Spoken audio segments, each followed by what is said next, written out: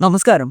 അങ്ങനെ നമ്മുടെ Ukraine Russian സൈനിക സംഘർഷം പുതിയ തലങ്ങളിലേക്ക് കടന്നിരിക്കുകയാണ്. ഒരു വർഷത്തിലേറെയായി ആസൂത്രണം ചെയ്ത ഒരു നീക്കത്തിലൂടെ യുക്രൈൻ റഷ്യയുടെ ആഴങ്ങളിലുള്ള നിരവധി സൈനിക വിമാനത്താവളങ്ങളിൽ വലിയ തോതിലുള്ള ഡ്രോൺ ആക്രമണം നടത്തി. റഷ്യക്ക് നഷ്ടമായത് കോടിക്കണക്കിന് ഡോളർ വിലമതിക്കുന്ന ആകാശകരുത്തിന്റെ പോർമുനകളായിരുന്നു. സൈബീരിയയിലെ ഒരു വിമാനത്താവളം വരെ ഈ ആക്രമണത്തിനിരയായി. ഓപ്പറേഷൻ സ്പൈഡേഴ്സ് വെബ് എന്ന പേരിലുള്ള ഈ നീക്കത്തിൽ ജൂൺ 1 ഒരു കൂട്ടം യുക്രൈൻ ഡ്രോണുകൾ റഷ്യൻ അതിർത്തിക്കുള്ളിൽ സ്ഥിതി ചെയ്യുന്ന 5 സൈനിക വിമാനത്താവളങ്ങളെ ലക്ഷ്യം വെക്കുകയും ഏകദേശം 41 ബോംബർ വിമാനങ്ങളെ നശിപ്പിക്കുകയും ചെയ്തെന്നാണ് റിപ്പോർട്ട്.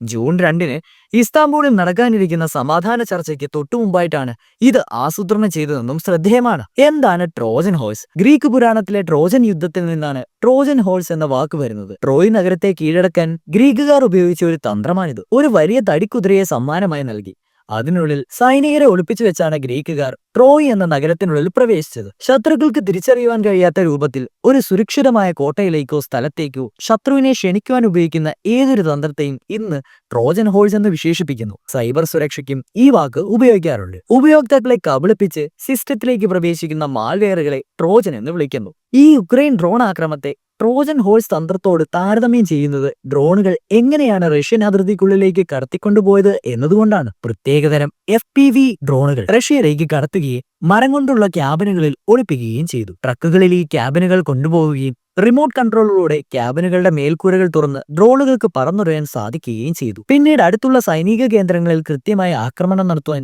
ഡ്രോണുകൾ ലക്ഷ്യസ്ഥാനത്തിലേക്ക് പറക്കുവാനും തയ്യാറായി. ഈ ആക്രമണം ഏകദേശം $7 ബില്യൺ നാശനഷ്ടങ്ങൾ വരുത്തിവെച്ചെന്നും നിരവധി യുദ്ധവിമാനങ്ങൾ നശിക്കപ്പെട്ടുവെന്നും യുക്രൈൻ അവകാശപ്പെടുന്നു. എന്നാൽ 5 വ്യോമതാവളങ്ങളിൽ യുക്രൈൻ FPV ഡ്രോൺ ആക്രമണങ്ങൾ നടത്തിയെന്നും മിക്കവാറും എല്ലാ ആക്രമണങ്ങളും വിജയകരമായി തടഞ്ഞുവെന്നുമാണ് റഷ്യൻ പ്രതിരോധ മന്ത്രാലയം ഞായറാഴ്ച പ്രസ്താവിച്ചു. നിർദ്ദിഷ്ട ലക്ഷ്യങ്ങളിലേക്ക് എത്തി ശത്രുവിനെതിരെ നടത്തുന്ന കൃത്യമായ ആക്രമണങ്ങൾ അതിന് മുടക്കേണ്ടി വരുന്നത് ഏതാനും $1000 മാത്രമാവും. ഇപ്പോൾ അരങ്ങേറുന്ന യുദ്ധങ്ങളിൽ ഏറ്റവും അധികം മുഴങ്ങിക്കേൾക്കുന്നത് ഡ്രോണുകൾ എന്ന പദമാണ്.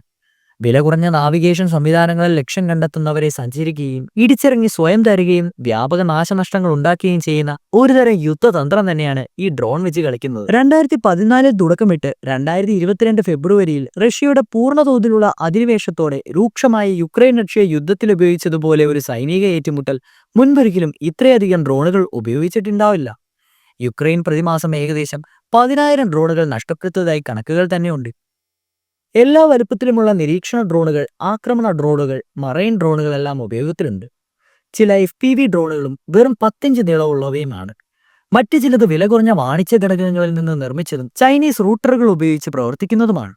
അതേസമയം ചെറിയ വിമാനം പോലെയുള്ള ആയിരക്കണക്കിന് കിലോമീറ്ററുകൾ സ്വയം സഞ്ചരിക്കുകയും ലക്ഷ്യത്തിലെത്തി തിരിച്ചറിഞ്ഞ് ആക്രമണം നടത്തുകയും ചെയ്യുന്ന AI കേന്ദ്രീകൃതമായ ഡ്രോണുകളും നിലവിലുണ്ട്. ഓപ്പറേഷൻ സ്പൈഡേഴ്സ് വെബ് പോലുള്ള ആക്രമണങ്ങൾ ഡ്രോണുകൾക്ക് സാധാരണ യുദ്ധത്തിന്റെ ഗതിയെ എങ്ങനെ മാറ്റുവാൻ കഴിയുമെന്ന് തെളിയിക്കുന്നു. ഭാവിയിലെ യുദ്ധങ്ങളിൽ ഡ്രോണുകൾക്ക് നിർണായകമായ ഒരു സ്ഥാനമുണ്ടാക്കുമെന്നതിന്റെ വ്യക്തമായ സൂചനയാണ് ഇത് നൽകുന്നത്. എന്നിരുന്നാലും ഇത്രയുമൊക്കെ കേട്ടിട്ടും ഇത്രയൊക്കെ കൊണ്ടിട്ടും റഷ്യ ചുമ്മാ ഇരിക്കുമെന്ന് എനിക്ക് തോന്നുന്നില്ല.